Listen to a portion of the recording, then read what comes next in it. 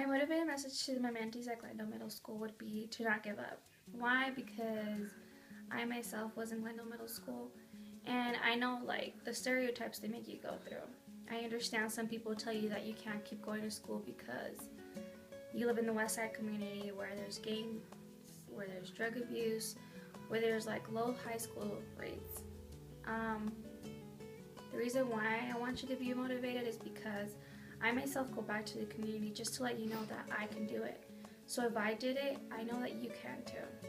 I think that by motivating students such as that way, students are well aware that, hey, well, she did it, so can I. So the structural obstacles that a lot of students may face throughout K through 12, even in college, with my personal experience, I can think of when I was in elementary and people would ask me, what race are you? And I'd say Mexican. Mexican obviously would just be like, okay, you eat tacos, you eat pozole, you eat all these things. And throughout then, that's when I kind of knew, like, I am brown. I don't completely consider myself the same person as my white friends. And in junior high, it was always, okay, that language barrier with my parents and with my teachers. So with my teachers, it was usually, okay, you speak Spanish and we expect you to be the highest, best student in Spanish class. In high school, I always felt that I could only hang out with my Hispanic friends. And with that said, I was always just told all the time, like, you are Mexican, you can't be anything else. Student of color, I feel that to really fight all of our obstacles, all of the structural obstacles that are faced, and that we have to go through in higher education, we should really know where we come from, where we stand, how powerful each one of our voices are, and how powerful we are all. At Jackson Elementary in the kindergarten division. Some structural obstacles that I witnessed were, being as it was a bilingual classroom, some obstacles that arose were when the teacher would speak to them in English and the students not fully understanding until I translated it to them in Spanish. The problem played a great role because as the English teacher did not speak Spanish, it was quite difficult for them to completely communicate with one another. Another great obstacle that I witnessed during my mentoring at Jackson was lack of explanation. By this I mean not every student is the same, meaning not every student learns the same way.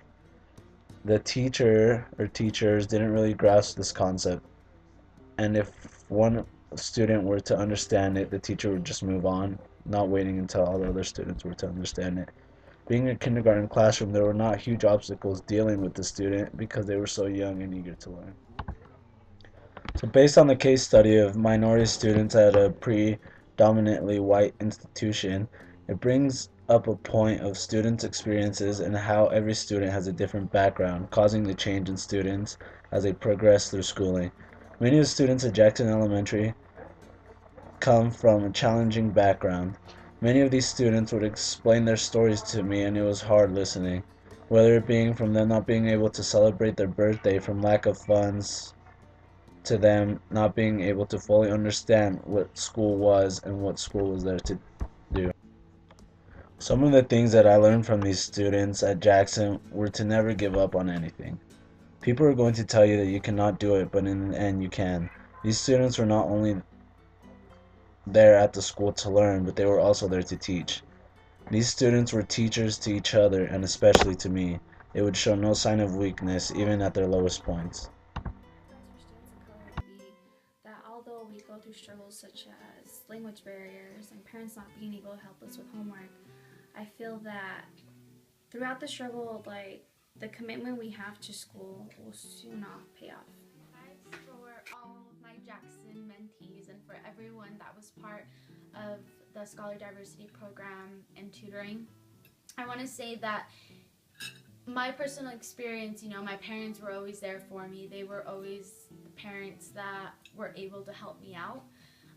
They couldn't, give me great advice on homework or English homework or anything like that on my book reports, but they were always that background. And I know that a lot of parents, they want to help out and they want to give everyone a better future, but they don't necessarily have the tools, and they don't know how to, if they do or if they don't.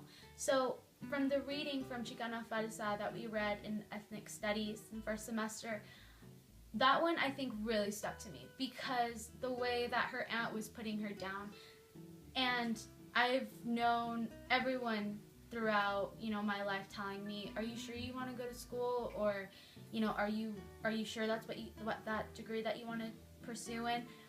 But just like her aunt Annie, I want you guys to know that you guys can. That even if you're in elementary or in junior high, that you guys do have a say in everything that you guys are putting into your future. And if your parents want to be a part of that, then great. But if they don't, make sure that you have the time to explain them how important this is to you. Because sometimes parents don't know how to help you, or sometimes they're not so sure. But make sure that you know where you're coming from. Make sure that your parents know.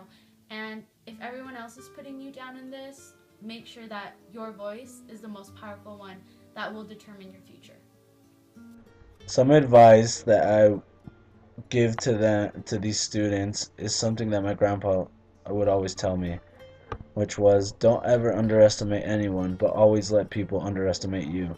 The feeling of achievement you obtain from proving them wrong is much greater than any feeling that you can attain by yourself.